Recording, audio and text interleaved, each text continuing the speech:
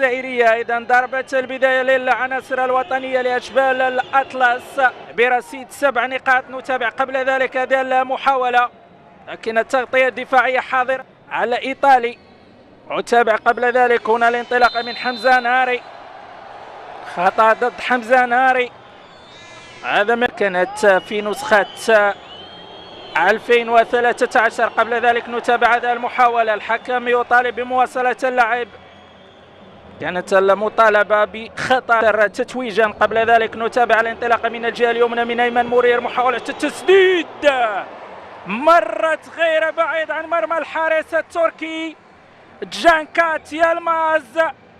أيمن مرير يختبر الحارس التركي من خلال هذه التسديدة. ما تقطع من أيمن مرير والانطلاقة من الجهة اليمنى، يفضل التمرير، لكن دفاع المنتخب التركي كان أسرع من حمزة الأناري. حمزة الأناري من اكتشافات هذه الدورة. تابعونا تسديدة أيمن مرير. نتابع أداء الكرة، المنتخب الوطني المغربي تلعب بهذه الطريقة، على البحث عن راسية عبد الله الريحاني، تعود الهجمة المرتدة للمنتخب التركي، لكن المتابعة والتغطية من جانب لاعب المنتخب الوطني المغربي أحمد ختير.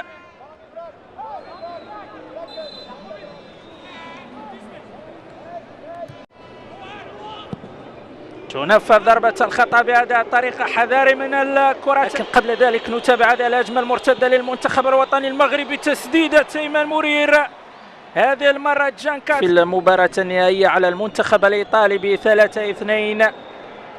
تابعونا المتابعة كانت من لاعب المنتخب الوطني المغربي أسامة اليعقوبي. أيمن مرير يغير اتجاه اللعب في اتجاه من ياسين خليفي، يسدد بعيدة شيئا ما ياسين خليفي، تسديدة الماضية. تابعونا كرة بينية، حذر من الأخطاء الدفاعية، هذا ما تحدثت عنه لحسن الحظ. وليد حسبي كان في المكان المناسب، تابعونا الكرة البينية والانطلاقة كانت من مصطفى. دائما الخطر قائم للمنتخب التركي، تلعب الكرة بهذه الطريقة، الراسية والهدف الأول للمنتخب التركي، المسجل أمامنا اللاعب رقم 7 حبيب بايسار. إذن حبيب بايسار يسجل. عاد الكرة تعود من جديد، أيمن مرير تلعب الكرة، التسديد، فضل التسديد أيمن مرير. هدف التعادل أو الهدف الأول عفوا، إن شاء الله تعادل لما لا في الدقائق القادمة، وبعد ذلك البحث عن الفوز. من جديد الانطلاقة من الجهة اليمنى للمنتخب التركي، حذاري التسديد بين يدي الحارس وليد حسبي. تسديدة كانت من اللاعب كارديمير، يفضل التمرير، حكم يقول واصل اللعب. تلعب من جديد ضربة نصفوية، كان يبحث عن اللاعب يونس الجازولي. طريقة رائعة وفكرة جيدة من لاعبي المنتخب. تعود من جديد راسية والهدف، لكن الحكم أظن يقول هناك تسلل في اللقطة الماضية. وتابع هذه المحاولة، الانطلاقة من الجهة اليمنى، نتابعون الانطلاقة من ياسين خليفي من جديد، ضربة خطأ للمنتخب الوطني المغربي. حمزة الأناري من جديد، تعود لعبد الله الريحاني. قلت الدائرة الأيسر، نتابعون، قلت الدائرة الأيسر للمنتخب التركي يرتكب مجموعة من الأخطاء واختلاق. حذاري من الأخطاء، يفضل التسديد. حمدا لله مرت بردا وسلاما على مرمى المنتخب الوطني المغربي. تعود من جديد للمنتخب الوطني المغربي، محاولة التسديد، تسديدة من يونس الجازولي، كادت تعطي هدف التعادل للمنتخب الوطني المغربي، لكن حارس مرمى المنتخب التركي تلعب الكرة بهذه الطريقة. هناك تسلل في الكرة الماضية، تسلل في الكرة الماضية.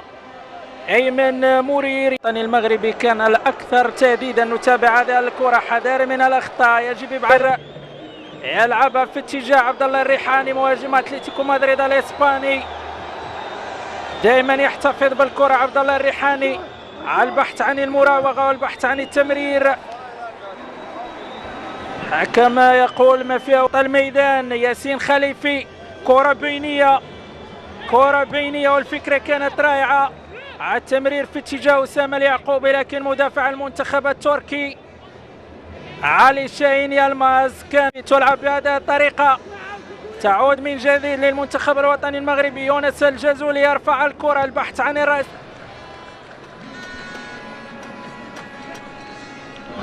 تغيير اللعب في الجهة اليسرى، عبد الله الريحاني، فرصة الهدف. وانتوا الدخول للاعب المنتخب الوطني المغربي، دائما المحاولة قائمة، الحكم يقول ما فيها ولا شيء. واصل اللاعب امام لاعبين بمراوغة رائعة، محاولة الدخول لمترك العمليات. ضربة خطأ لصالح المنتخب الوطني المغربي. أظن أيمن مرير يسدد كرة الهدف الأول، جول الهدف الأول للمنتخب الوطني المغربي. المسجل حمزة الأنهاري. كرة الهدف، هدف التعادل للمنتخب الوطني المغربي. تسديدة أيمن مرير، تابع حارس المنتخب التركي هاكايوغلو، ارتطمت بالقائم، لكن المتابعة كانت من حمزة الأنهاري الذي سجل الهدف الأول وهدف التعادل. نتابعون الإعادة، تسديدة ترتطم من سامي. نتابع قبل ذلك هنا الانفراد عبد الله الريحاني، عبد الله الريحاني، كرة الهدف الثاني. عبد الله الريحاني يدون الهدف الثاني للمنتخب الوطني المغربي بطريقة الكبار. لاعب اتلتيكو مدريد الاسباني وسجل بطريقة الكبار في مرمى الحارس جانكيت يلماس. هدف ثاني للمنتخب الوطني المغربي. قلت المنتخب الوطني المغربي كان أكثر فعالية أو أقل فعالية خلال الجولة الأولى. وذلك أسامة اليعقوبي وراء التنفيذ، تنفذ الكرة بهذه الطريقة راسية والهدف الثالث، لكن وضعية التسلل هكذا يقول الحكم.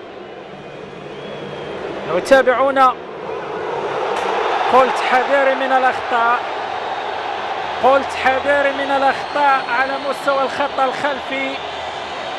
هدف أيضا على عكس مجريات اللعب، هدف التعادل للمنتخب التركي.